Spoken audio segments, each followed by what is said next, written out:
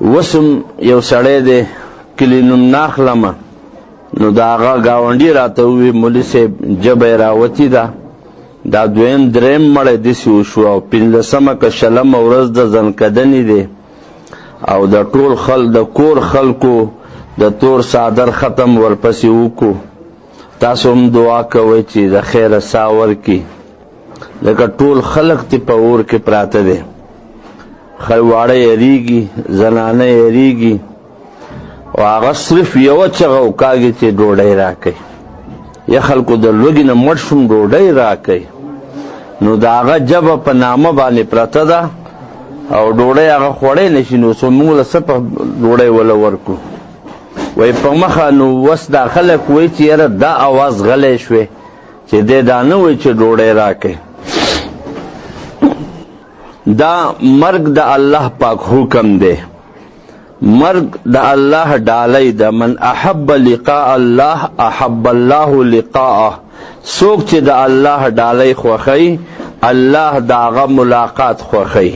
په مرګ باندې سړی د الله سره ملاویږي، او ځکه د الله وایي دته د الله فرشتې په استقبال کې ولاړي، د اسمان دروازې ورته کولاو وي، 1500 ملایکې د هرې ملایکې سره 20 قسمه، د هرې ملایکې سره ګلدسته، په هره ګلدسته کې 20 قسمه په هغې کې ګلونه، او د اسمان ټولې دروازې ورته کولاو وي، ځکه د روح اسمان ته ځي.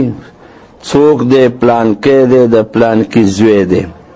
وی الله پاک فرمایي د قیامت په ورځې اولنی ملاقات چې د بنده سره کوي نو دا تپوس به ترې کوي چې زما بندیانو تاسو مرګ خوښو؟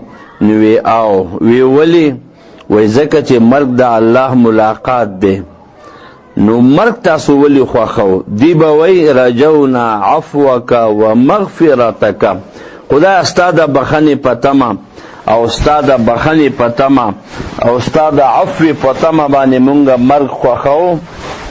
الله پاک به وفرمایي وجبت لکم مغفرتی، زما بندیانو زما بخښنه ستاسو دپاره واجبه شوه. د چا چې د ژوند آخري کلمه لا اله الا الله شوه دا سړی جنتی دی. مري خو سړی هسې هم مري، خو چې یو سړی مسلمان لاړو په کلمه باندې لاړو، خلکو ګواهي وکړه، یو جنازه روانه ده، نبی علیہ السلام فرمایل چا ووی چې ډېر ښه سړی و، ډېر ښه سړی و. نبی علیہ السلام فرمایل وجبت وجبت وجبت، د ده دپاره جنت واجب شو واجب شو واجب شو، د ده دپاره جنت واجب شو. چا وی چې دا ولې؟ وی تاسو د ده د ښوالي ګواهي وکړه، الله پاک د ده د جنت د داخلي ګواهي وکړه. دا سړی جنتی دی.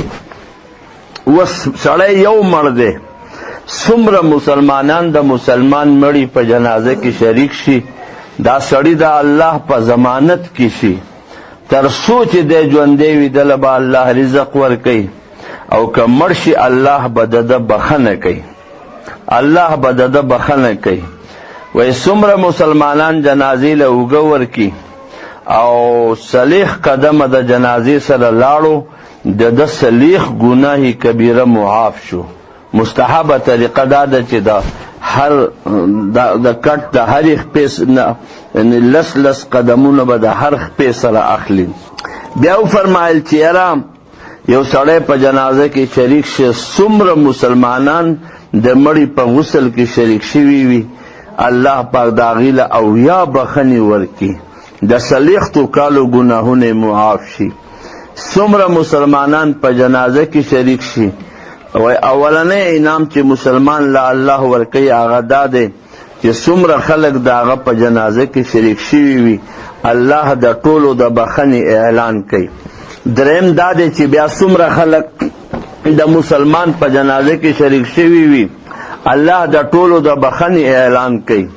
څومره په کفن کې شریک شوي وي الله هغې له د سندس جامه ورکوي، د سندس جامه. بیا څومره مسلمان مړي په جنازه باندې 100 کسان شریک شي الله پاک د هغوی د مړي بخښنه کوي.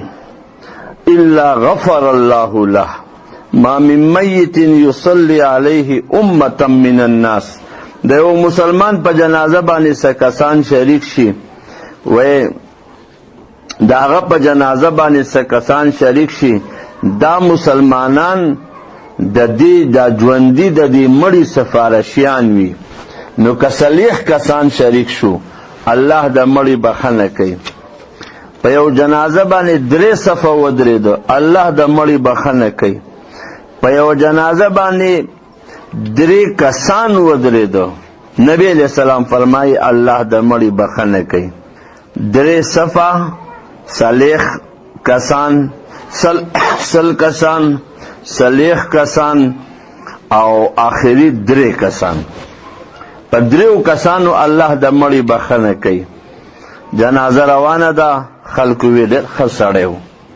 خلک د مسلمان چې مرې خو اسې هم مرې، خو داسې مړ شه چې ته مرې نو چې خلک در پسې جاړي او ته خاندې. ځکه چې انسان پیدا شي نو دی جاړي او خلک خاندي.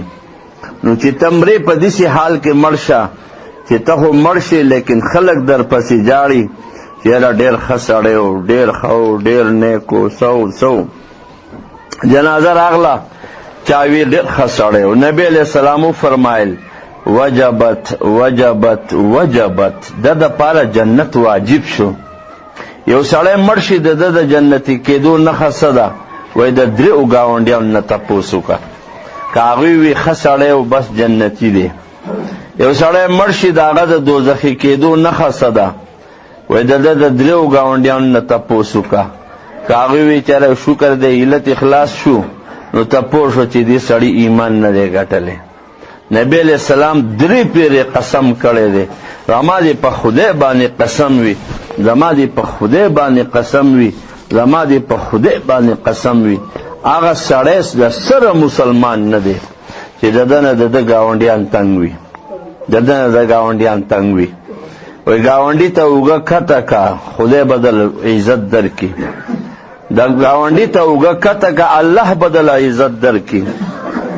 وی دا انسانان د الله په ځمکه شهداء الله فی الارض، دا د الله په ځمکه د الله ګواهان دي، د الله ګواهان دي. نو چې دا انسانان وی چې ښه سړی و، ډېر نیک و، مانځګزاره و، صدقې به یې کولې، خیراتونه به یې کول، غریبانو سره به یې ښه کول او دینداره و، مانځګزاره و. الله پاک فرمای قد قبلت علمکم فیه، دا خو تاسو د ظاهري فیصله کوئ چې یاره ښه سړی و، مونځ یې کوه او کته پورته کېدو او حج یې کړی و او څو نور په اپل د زړه حال خو تاسو ته نه دی معلوم. لیکن الله فرمای غفرت له ما لا تعلمون، چې تاسو ته نه ده معلومه د هغې ما د بخښنې فیصله وکړه. یو سړی مړ شي، 4 کسان ووایي چې ښه سړی دی، نو الله پاکی وبخي، جنت ته الله داخل کی. چا تاسو کو 3 وی په 3 وی هم داخلي، چا وی چې 2 وی په 2 غواهانو د سړی کیس بری کیږي، سړی په عدالت کې خلاصيږي.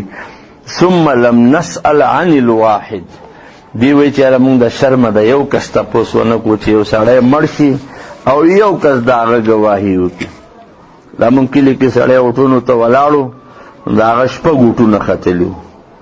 بیا چې مونږ حساب وکړو نو یو د هغه و، یو د هغه د زوی و، یو یې د ښځې و، یو یې د ورور و او یو یې د وراره و. بس په ټول کلي علاقه کې 6 ګوټونه و او دومره پیسې یې پې خرچ کړې. بیا فرمایي چې یو سړی مړ شي، څومره مسلمانان د مسلمان په قبر کې شریک شي نو دیله په جنت کې یو محل، دا داسې دی چې یو کور جوړ کې بهترین او چاله ورکړي. څومره مسلمانان د مسلمان په لاسنیوه کې شریک شي، په خاوره کې د خاورې په هر ذره باندې یو نیکي، خاورې په هره. په جنازه کې شریک شو 2 قیرات، یو قیرات اجر، یو قیرات د احد د غره مقداره. په دفن کې شریک شو 2 قیرات اجر.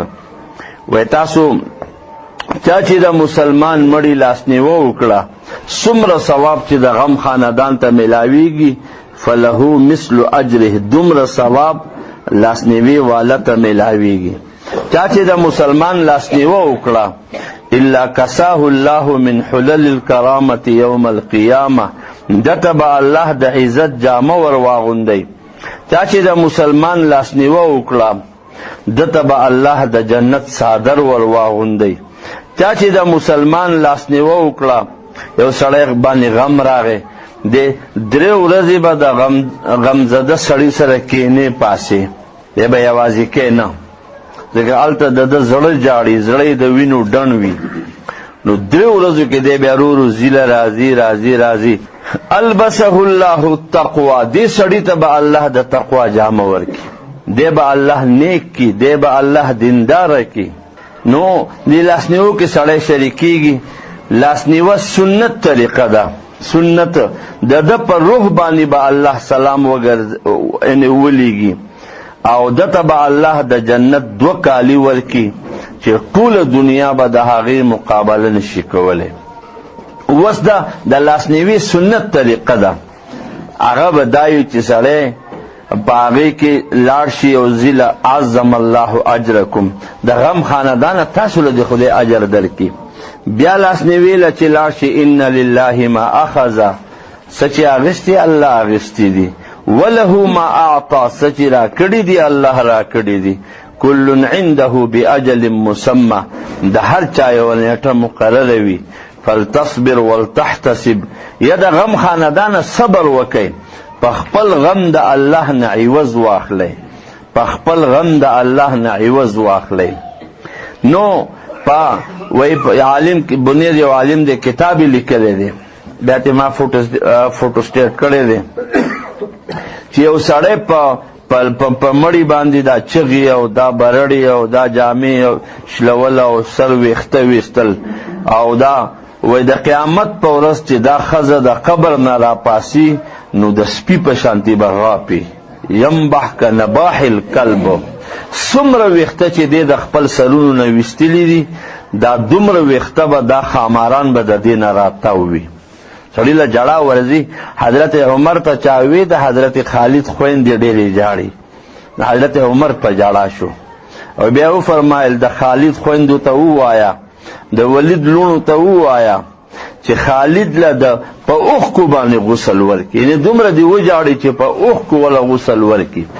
لیکن دا چغې او دا آوازونه، نبی علیہ السلام وفات شوی دی، نبی علیہ السلام وفات شوی دی. نو وی چې د نبی علیہ السلام د وفات نه وروسته حضرت فاطمه تر مرګه پورې نه دي خندلي، تر مرګه پورې. همون خو چې جنازه پورته شي زما خیال نه راځي چې چا یو ورځ ډوډۍ قضا کړي، یا یې چای قضا کړي، او یا یې خبرې پرېښودي. ها مونځ به یې قضا کړی، مونځ به یې قضا کړی، چېرې بابا مړ دی موږ مانځه ته وزګار نه یو، اوس بابا غم به کوو، یا میلمانه راغلي دي نو په مونځ. لیکن ډوډۍ چې دا مو ښه په خپل ټیم باندې کړي دي او ښه په قلاره باندې خپر. وی نبی علیہ السلام چې وفات شو جنازه یې پورته شوه، نو چې چاري بیلچه واپس راغلی جړا وا جړا. حضرت فاطمه 3 مصرې د خولې نه وتې دي چې هغه په تورو خاورو کې چې پروت دی ورته ووایه که زما جړا او چغې او فریاد اوري، ابو ستا په جدایۍ په ما دومره غم راغلی دی که زه ورځې له ورکم د ورځې نه به شپه جوړه کم، د ورځې نه به شپه جوړه کم. ابو ستا د خاورو خوشبویي چې په چا لګېدلې وي د قبر، نو که ټول عمر قیمتي عطر استعمال نه کې هیڅ ضرورت نشته. حضرت عائشہ پلار وفات کیږي، دا د پلار سر ته ناسته ده. من لا یزالو دمعه مقنعا، ابو ما خو ستا 2 سترګو ته کونتون کو، ما ستا 2 سترګو ته ژوند تیرو، لیکن نن به ستا په وفات دا ټولې اوښکې یو ځای تویې کمه. لیکن آواز د سره ثابت نه دی. د مسلمان په غم کې به د کوره بهر ته آواز نه راوځي. جړا شته، جړا چې څومره جړل شي هغه دې سړی وجاړي. ها چې ژوندی او مړ کېږي که په دغه وخت کې جړا منع نه ده، لیکن دا آواز منع دی. چغې مونږ د خپل مړی درنو. الحمدلله زموږ په مړو کې आवाज نه وي او که چرته وشي هم هغه وجه دا وي چې د بهر میلمانه راشي هغوی دا پیاړمې کې جو هغه دا چغې شروع کړي. حالانکه د لاسنیوه وی دی ته چې د بهر راغلي زنانه هغه به خپل اوښکې قابو کوي، سترګې اوښکې وکړي، دشمن ته خانده خوشحالیږه، دوست ته په پټه خوله وجاړه چې ډوب شم. الله ته وجاړه، الله ته ووایه. دا یعنی خلکو ته خپله جړه ښودل په دې باندې هم عذاب میلاویږي. مړی په جړه رخصتول دا د هندوانو طریقه ده. مړی به په دعا رخصتې، سترګې جاړي خیر دی. الله ته ووایه دغه وخت کې د دې اوښکو نه کار واخله، الله ته وایه الله ماله زما د اوښکو تاوان راکه، زما د اوښکو تاوان راکه، زما د اوښکو په عوض زما د پلار وبخه، زما د اسخر وبخه، زما د رور وبخه. وایي دا چا چې څوک مړ شي او دا سړی په دې باندې احتساب وکړي، احتساب دې ته وایي چې دی په دې د الله نه مزدوري او ثواب حاصلوي، نو په دې بغیر د جنت نه که چا صرف سترګې د اوښکو ډکې شوي دي، جهنم اور په حرام په مخې اوښکې راوبیدي.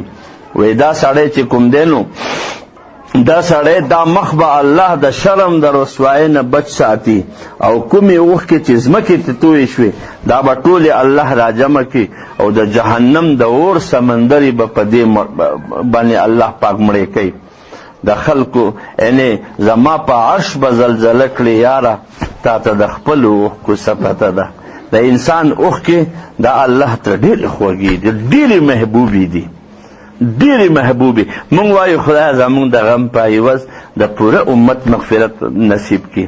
نو اوښکې چې راشي د هغې طریقه دا ده چې سړی څادر کې لاس کته کړي، سترګو ته څادر ونسي او سر زنګونونو کې کته کړي چې ای الله زه عاجز یم، خدای زما د اوښکو ماله سجده باندې پرېوځي. ځکه دې وخت کې د ده دعا قبلیږي، دې وخت کې د ده دعا قبلیږي. من اصیب بمصیبه، بیا نبی علیہ السلام فرمای چې د غم په وخت کې هغه دی چې انا لله و انا الیه راجعون.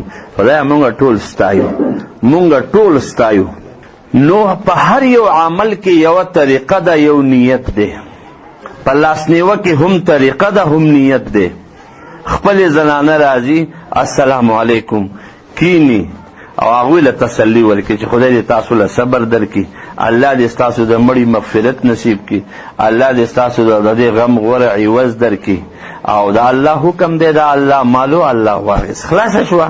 مړي خپله نیټه پوره کړې ده، مړي خپل اوبه پوره کړې دي، مړي خپل ژوند پوره کړی دی.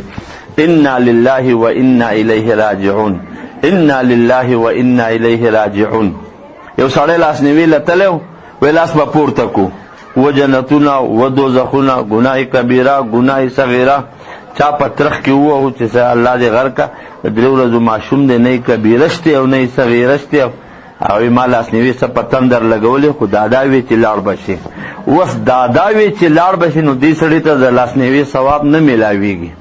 لاسنیوي څه لاسنیوي له لاړ شه، حاضري وکړه، السلام علیکم سلام وکړه، کښېنه لږ صحت، بیا د هغې نه وروسته ځه. خلاصه شوه، دعا وشوه. اوس که دعا وی نو زه به اوس دعا کوم په جمع، تاسو به پې ټول امین وای. نو اوس د دعا خپله طریقه وي، د هغې خپل الفاظ وي. جړه دا دې ته لاسنیوه نه شي ویلی، یاره پلانکۍ راغلی و، هغې ورپسې ډېر وجړلو او سم اور یې لګو. نو اور دا چې اور لګوي دا د هندوانو طریقه ده.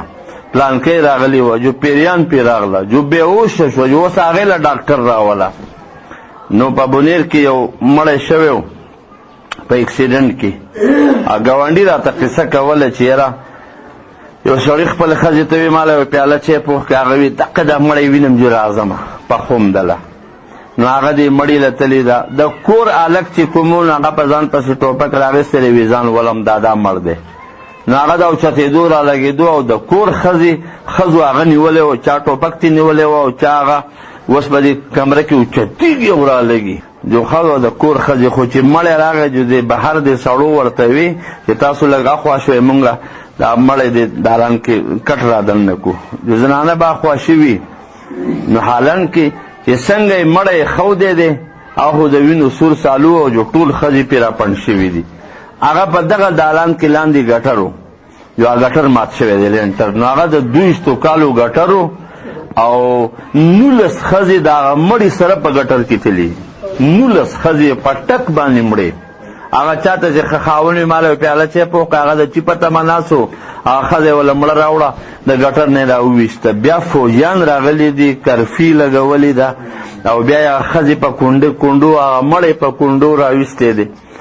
اوس زنانو ته دا څه پکار دي؟ پردی مړی څنګه چې په ژوندانه باندې پردي سړي ته قتل ناجایز دي، داسې په مړونې باندې به هم ورته یعنې قتل ناجایز وي. په مړونې که ښځه مړه شي نو خاوند خپل ښځې ته نشي کتی، ځکه د دې او د هغه نکاح ختم شو. نکاح البته سړی مړ شو نو ښځه خپل خاوند ته کتی شي، ځکه د دې نکاح لاشتې 4 میاشتې 10 ورځې دا په عدت کې ده. زما پلار مړ شو، خدای پاک دې وبخي، ما یو کمره کې دننه کو او 2 کسان مې ورته ودرول دننه غاړې، مې چې دننه به څوک نه پرېږدی. خپل لور راغله، هغې ته دغه خیر دی، خورزه راغله او ریره راغله، خو ټولې زنانه به نه را دننه کوئ، ځکه بیا تاسو ترې ځان خلاصولی نه شئ. نو 2 زنانه به راغلې، وبدرېدې صرف او اوښکې به یې تویې کړې، دعا به یې ورته وکړه، وبې یې لیدو، بیا به بل کمرې ته لاړې، هلته به یې ختم شروع کړو. نو مې زنانه کښېنې لا اله الا الله ووایه 1,50,000 پیرې، نو اوس زنانه به ختم کړي. د کلي د ښځو وس وکړو چې مونږ ته مولي صاحب وښیه، دا مړی د خلکو ته د ښودو دپاره نه وي، دا د مړي په دې باندې ګناه کېږي او د ژوندو خو دی او دی. نو په غم کې انا لله و انا الیه راجعون، انا لله و انا الیه راجعون. دا به سړی په غم کې وایي، دې سړي له به الله د دې غم غوره عوض ورکوي او د دې غم دا خالي ځای به الله پاک ډک کړي او داسې به یې ډک کړي چې دی به الله خوشحاله کړي. که یو سړي ته 10 کاله 20 کاله پس هم خپل غم یاد شو او دی ووایي انا لله و انا الیه راجعون، نو هغه په هغه 10 کاله پس وله هم خدای هغه عوض ورکوي. غم څه صادر نه دی چې زوړ شي، زه به ځواني ورسره رو زړوم. غم څه صادر نه دی چې زوړ شي، ماله د مرګه پورې کېږي ستا غمونه.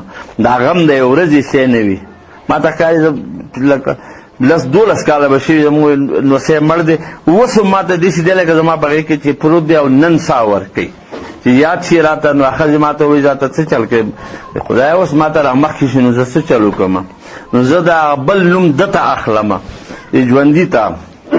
زه وایم بلال، هغه وایي دا بلال نه دا هلال دی، نو زه وایم دا خو بلال ما ته را مخې ته کېږي نو څه چل وکړم؟ حالانکې 10-15 کاله به شوي، خو چونکې هغه مخې ته یي سړي ته یاد شي خدای ماله د دې عوض راکړي، ځکه نوم یې په خطایۍ باندې واخلم د هغه ما ته به د دې عوض میلاویږي، او چې کله درته یاد شي تا ته به نوی عوض میلاویږي. نوی نبی علیہ السلام فرمایي د چا بچی وفات شي نو ملایکو نه الله تپوس کوي چې تاسو د دې ښځې د غېږې نه بچی راوشکو، نو هغې څه ووي؟ هغې ووي انا لله و انا الیه راجعون، خو دا ستا امانت دی تا واخیسته. وی بیا دې الله تپوس کوي چې تا د دغه زنانه نه یا د دغه مور و پلار نه دې بچی راوشکو، هغوی څه ووي؟ وی دا وایي چې تاسو ته د زړه میوه راوشکوله، بچی خو د زړه میوه. نو ملایکې ورته وایي حمیدک واسترجعک، ستا ثنایې ووي، ستا پاکي بیان کړه. نو الله پاک فرمایي زما بنده له په جنت کې یو محل جوړ کړئ او په هغې باندې ولیکئ چې دا د پلانکي کور دی، سموه بیت الحمد. نو که په ماشوم په جنت کې محل ملاویږي نو په لوی به په جنت کې محل نه ملاوي. د چا اشي اشنایي دا زه په دې لاره باندې اکثر تېرېدم، بابا به په کرسۍ باندې ناست نو ما به سلام وکړو او یا به ورسره خواله راغلم میلاو به شوم. نو بیا څو ورځې راغلم کرسۍ شړه وه، نو ما به یې خو بابا کرسۍ اوس شړه شوې ده، بابا بیماره و کور و الله پاک دې مغفرت نصیب کړي. نو سړی به په دې باندې وایي چې انا لله و انا الیه راجعون، د هغه جانماز وویني، د هغه کرسۍ وویني، د هغه داسې. نو دا به وایي سړی به همیشه دپاره دا به په دعا کې یادوي چې انا لله و انا الیه راجعون. نو وایي الله پاک د هغې نه وله غوره عوض باندې وله ورکړي څومره چا مسلمان مړی له غسل ورک، هغه له کفن ورک، خوشبوی پې ولګوله، جنازه یې اوچته کړه، جنازه کې شریک شه او خلکو ته د هغه پټ رازونه ونه ویل. وای دې سړی د ګناهونو نه داسې پاک شو لکه چې دی نن د موره پیدا دی. نن مسلمان له کفن ورک، دله به الله د سندس جامه ورکوي، سندس جامه. الحمدلله په حدیث باندې د عمل دپاره څو پیرې الحمدلله زه ثابت تان راوړم، زه یو کپل مه راکوه، ثابت تان راکه. او دې پیرې له خو مې ښه ټیک مې لکه کپنونو ته جوړ که او تیار راکه، له پاسه پې ولیکه زنانه کفن، د ماشوم کفن، د نارینه کفن، دا روغ تان چې بیا ګنډل پکې نه غواړي، خو چې تیار تان پروت وي هلکه ستا کفن دی. یو سړي قبر تیاروم، لکه وي څه کوي ځان له قبر جوړوم، نه هغه وي قبر مه جوړوه خو ځان دې قبر ته جوړ که. حضرت ابوبکر ورته فرمایي ځان دې قبر ته تیار که، خو کفن او قبر تیارول چې ته ورته ګورې چې زما کور دغه دی، زما کور دغه دی، زه به دې ته ځمه. وایي چا چې مړی غسل ورک، د ده الله پاک څلېښتو کالو ګناهونه معاف کوي، څلېښتو. وایي تاسو جنازو له ځئ، لاسنیوو له ځئ، ځکه چې یو سړی جنازې له ځي، لاسنیوي له ځي، دا د دې ګناهګار بدن علاج دی، د دې ګناهګار بدن علاج د دې دا دی چې سړی لاسنیوي له لاړ شي او دې جنازو کې شریک شي، د ده زړه خفه شي چې یاره دا هم د کور خاوند، دا هم د ډېرې خاوند، دا هم د بچو مشر، دا هم څه او دا سړی. نو سړی چې خفه شي دا سړی د الله دی، د الله د عرش د سوري د لاندې وي، دی د الله د سوري د لاندې وي او په ده پسې خیرونه راځي، په ده پسې خیرونه راځي. بیا نبی علیہ السلام فرمایي یو سړی په بیماری کې مړ شو، 3 ورځې بیمار شو، دا د ګناهونو نه داسې پاک شه لکه نن چې د موره پیدا دی. یو سړی په مسافرۍ کې مړ شه، وایي دی به کور ته مه راوړئ، دی چې کوم ځای کې مړ دی هلته یې ښخ کئ، ملایکې الله راولیږي. موت غربت شهاده، د مسافرۍ مرګ د شهادت مرګ دی، او یا کسان به د ځان سره نور جنت ته بوځي. نو په بیماری کې مړ شو، دا د خوشحالۍ مرګ دی، ځکه چې دا سړی د ګناهونو نه پاک شي، پاک شي، پاک شي. ژوندي به دا حساب کوي چې یاره د ده څو مونځونه قضا شوي دي، ورځ کې 6 مونځونه دي، د یو مونځ یوه سرسایه ده، مثلا 100 روپۍ دي، نو 6 مونځونو 600 روپۍ شوي، د یوې روجې یوه سرسایه ده. د ده د ځوانۍ نه واخله د دې وخته پورې به د روجو حساب کوي، د مونځونو حساب کوي، د وترونو حساب به یې کوي، د قرآن د سجدو حساب به یې کوي، د ده د قرض به خیال ساتي چې په ده خو د خدای د بندیانو حق پې نشته، د خدای حق خو پې نشته، د دې به دی کوشش کوي چې د هغه غاړه آزاده شي. دا د مسلمان دپاره شهادت دی، دا د مسلمان زنانه ده هغه په بچي کې وفات شي، دا شهیده ده، دا عجز شهیده شي، د دې بچي الله پاک واخلي، نو یو بچی باندې جنت، په 2 بچو جنت، په 3 بچو باندې جنت. نبی علیہ السلام فرمایي د الله په تله کې د ټولو نه درنه تله دا ده چې د سړي بچی مړ شي، دا به د الله په تله کې لګي. ما اسقلهن فی المیزان، او یو لا سبحان الله، الحمدلله، لا اله الا الله، الله اکبر، الله اکبر. نبی علیہ السلام وفات شوی دی، نبی علیہ السلام وفات شوی دی، خلق داغه په لاسنیوه کې ناست دی. یو ناشنا مېلمه راغی، فتخطى رقاب الناس، د خلکو په سټونو باندې راغی او محراب ته راغی، سلام یې وکړو او بیا یې خبره شروع کړه.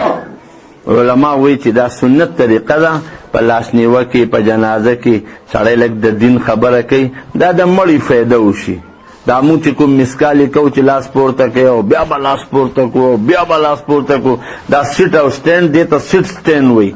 دا خلک چې چاله سزا ورکوي نه هغه له چې لږه پاسه وکښېنه. او دویم دا دی چې ها یو سړی راشي چېرته چا ووي لاس پورته کوي، نو دعا مونږ نه منع کوو، دعا وکړه. یو پیره لاس پورته شو، اوس چې څوک ځي هغه ځي، څوک ناست دی هغه ناست دی. اوس 10 کسان راغلي دي او هر یو وایي چې لاس به پورته کو، لاس به پورته کو، لاس به پورته کو. نو دا د غم خاندان ته تکلیف وي. اکثر بیا پورته کوي لاسونه، چا لاس کته جوړني، چا یو لاس پورته کړی، چا په یو لاس کې موبایل او بل لاس پورته کړی، او څوک جو اسې ستړي شي داسې دغه. بعضې خلک د سره لاس نه پورته کوي، دا هم ناروا دي. لکه مې تاله برخه در کړې ځکه لاس نه پورته کوي که څه چل دی. نو بعضې سړی د سره لاس وي دا پکې نشته، لکه شته دعا په د دعا ویلی شي غوښتو ته، او دا لاسونه الله دوه دیله در کړي دي چې ته غواړې نو سړی لاس ور مخکې چې ماله سره راکړه. دا لاس کچکول کول دا د سوالګري نښه ده، خو دا به مخلوق ته نه نسي او الله ته چې نسي لاس، نو ای الله زما دا لاسونه، نو الله فرمای لا يردهما صفرا. سوچا چې لاس الله ته پورته کړی دی نو الله لاس تش نه پرېږدي. دا صحابي دا ناشنا مېلمه راغلی دی، دا حسن حسین کتاب دی، ناشنا مېلمه راغلی دی، سلام یې وکړو، بیا وفرمایل ای خلکو ان فی الله عزا من کل مصیبه. په هر غم کې الله عوض ورکوي، په هر غم کې الله عوض ورکوي. او ای خلکو د هر غم الله پټی ورکوي، نو تاسو الله طرف ته متوجه شئ.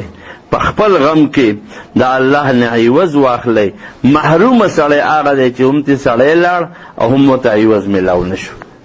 زموږ مشرانو کې د چا بچی وفات شوی و، خلک لاسنیوي له راتله، نو هغې وي مونږ خدا دعا کوو زمونږ د مړي په عوض د خدای د ټول امت مغفرت او بخښنه وکړي. څومره ښه دعا ده. خدای ته خو ماله زما د مړي عوض راکې، نو زمونږ د مړي په عوض د ټول امت مغفرت نصیب کړي، ټول امت مغفرت نصیب کړي. وایي نبی علیه السلام حضرت معاذ ته خط لېږلی و، د هغه بچی وفات شوی دی، سلام علیک ای معاذه، پتا دی د الله سلامتیا وي.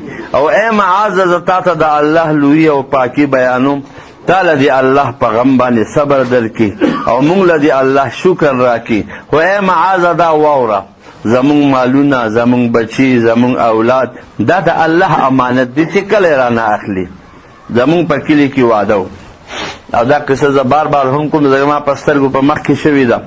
نو هغه سړی وي زه به د لوی اختر په 2مه ورځ که په 3مه ورځ واده کومه. زامن به مې د عربو نه راشي، کراچۍ که نوټ نه به راشي او سعودي نه به راشي. نو زامن ټول راغله، لوڼې ټولې راغلې، او اوس سهار له به د شپې جنۍ سنباله شوه او سامانونه او یو شی بل شی او نکریزي او دا خوشحالۍ دی. او د شپې پې چې ملاس به او چې د دې غاړې تندر راغلی دی. 15 کم سلیخ مړي د یو کور نه، 15 کم سلیخ مړي. هغه څوم که جنیکۍ وي، که نوسۍ کړوسۍ وي، چې هغه سامانونه و، که کور و، جرنیټر و، غجل و، ساوري و، جرنده و، او باغونه و، شورګرې وي. یعنې دومره تقریبا 50 فوټه په کته د ځمکه یې کنلې وه. او په 3 شپې 3 ورځې مونږ ګرځېدلي په دغه خوړونو کې د تربیلې پورې. مونږ صرف یو لاس موندلی دی، وی دا د هغه جنۍ لاس دی چې د چا واده و. یوه ګوتۍ پکې وه، نو د ګوتۍ نه خلکو وپېژندله، ګاونډیانو زنانو چې دا د هغه جنۍ دا د چا چې واده و د هغه جنۍ. اوس 15 کم سلیخ مړي په یو کور کې، دا الله خوښه ده. خوشی کے ساتھ دنیا میں ہزاروں غم بھی ہوتے ہیں، جہاں بجتی ہیں شہنائی وہاں ماتم بھی ہوتے ہیں. کوم کور کې چې د چا د پیدایش خبر راغلی دی، په هغه کور کې به د هغه د غم او د وفات خبر هم راځي. دا مه وایه چې مرګ نشته، وای تاسو روزانه مرګ یادوئ. د مرګ یو سړی یو پیره ووایي لا اله الا الله والله اکبر، لا اله الا الله وحده لا اله الا الله لا شریک له، لا اله الا الله له الملك وله الحمد، لا اله الا الله ولا حول ولا قوة الا بالله. لائف ټایم پیکیج دا د ټولې زندګۍ پیکیج دی. دا سړی که کله مړ شو جهنم اور به نشي سوځولی. خو دا چې بیماره او دا یې ووایي، او چې روغ سړی ووایي، نو که په دغه ورځ مړ شو اور به یې نشي سوځولی. نه، دا ټول ګناهونه معاف. په دغه شپه مړ شو ټول ګناهونه معاف. په دې هفته کې مړ شو ټول ګناهونه معاف. او فإن مات فی تلک الشهر په دې میاشت کې مړ شو نو دا د ټول ګناهونه معاف. یو پیره مرګ به راځي، د مرګ نه یریږئ او نه په مرګ خفه کېږئ، خو مرګ له ځان تیار ساتئ چې کله راځي یو ورځ به داسې آواز واورئ چاری را واخلئ د بابا قبر لزو. هلکه دا آواز به کېږي خامخا چې کله به یې پته نه لګي مرګ به راځي. وی نبی علیہ السلام ورته فرمایي اے معاذ زمون بچی زمون اولاد دا د الله امانت دی او الله را کړی دی، یو ورځ به رانه اخلي. د خپل دا چې پیدا شي د پر دا تندې ګوره صفا دی د ویښتونه په دې باندې لیکلي چې د دې سړي څومره ټایم دی، د شیډول په د لیکلي روانګي او د واپسی او د مرګ د رزق د ژوند او د به څنګه وي. هو که خدای چې را پیښه کړه نو وس دا دی چې دا به په یو وخت رانه اخلي، نو مونږ ته که څه را کړي دي په دې د شکر حکم دی، که رانه واغېسته په دې د صبر حکم دی. نو مونږ ټول د الله امانت یو. یو وخته پورې خوشحالي ده، یو وخته پورې مره پرون یو ګاډي باندې لیکلي مرازه سپرلیه او بیا زمونږ کلي ته مرازه کوم ګل چې زما خوښ و هغه ګل چا شو کولی دی. هغه ماله داسې مزه راکړه ما ګوره دی عجز وی لکه سپرلیه بیا مرازه. لکه زمونږ خو چا سره به تعلق خامخا وي، بچي سره به وي، زوی سره به وي، رور سره وي، دا به یو ورځ د دنیا نه اوچتېږي.